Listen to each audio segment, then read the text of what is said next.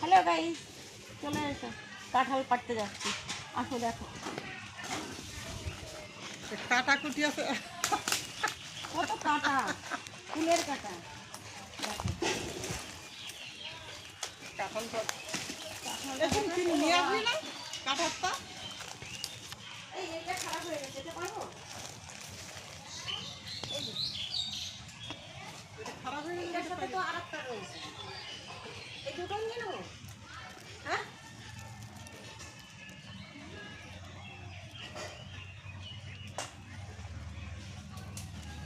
দেখো কাঁঠাল নিয়ে এসছি, খেতে তো পাই না, তাই কাঁঠাল চুরি করতে এসছি, এই যে চুরি করে নিয়ে যাচ্ছি।